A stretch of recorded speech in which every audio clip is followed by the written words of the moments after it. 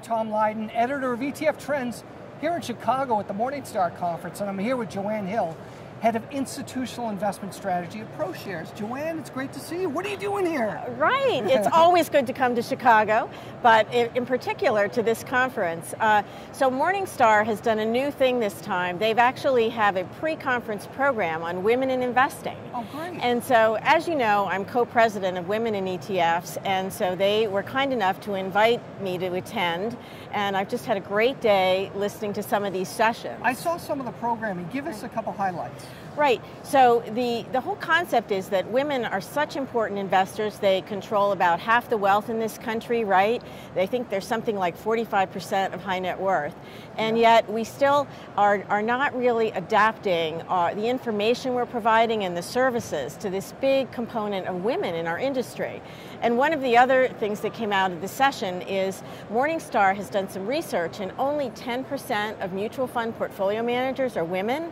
So there's a big mismatch between women's role in the asset management industry, ETF industry, compared to the addressing women investors too. Right. So it's an opportunity and a challenge. Absolutely. Right? I mean, traditionally, financial services has been pretty much male dominated. Right. But I have seen, and again, thanks to folks like you, in the ETF segment, we're seeing more and more women, and thanks to the good work that you're doing at Women in ETFs, I think that's a great part of it, because you're mentoring young women in the industry, and it's paying off, because we're seeing women at executive levels more and more, and it's fantastic to have more diversification within the business. Right, right. Thank you so much. And I think that, like Women in ETFs, we love to partner with organizations like Morningstar that also have this as a priority. Yeah. And it's been great. They've also had a leadership forum for us at the Chicago chapter.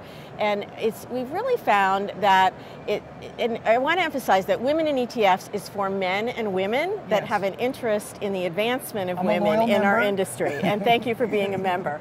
So sometimes people are confused on that point. But right, and what has struck all of us in leadership roles in the organization is the enthusiasm that some of the younger women in our industry are bringing to this, and now as our chapters have rolled out in 10 different cities, we've seen people take on roles in helping with our event planning, with sponsorship, with education.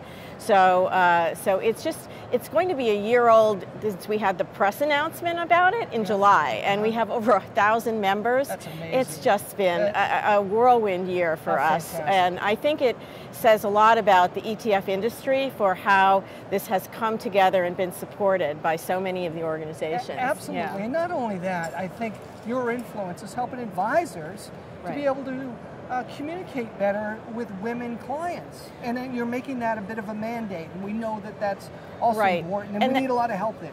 Yeah, and actually that's one of our newer initiatives is we're going to be putting together sort of a list of speaker expertise, speakers from our membership that are willing to go and speak at advisor forums and things like this. So we're also going to try to do more webinars so we can touch some of the financial advisors, not just the staff of the industry. Great. Right. And finally, you've recently written an ETF book. Tell us about it. Thank you for asking. Yes, so in addition to in my spare time, when I'm not working for ProShares, my cause of advancing women in the industry, I've also always been interested in education. And although there are a lot of people who are very knowledgeable about investments, there's still people who want to know more about ETFs. So the CFA Foundation actually approached me about writing a book several years ago, and they offer this actually for free online at their website. And I partnered with Dave Nadig and Matt Hogan of ETF.com as my co-authors, and Debbie Furr, who is the expert on global ETFs, has written an appendix on this topic. So it's really meant to be a reference for people who want to know more about the strategies, the asset classes, the nuts and bolts of how they work.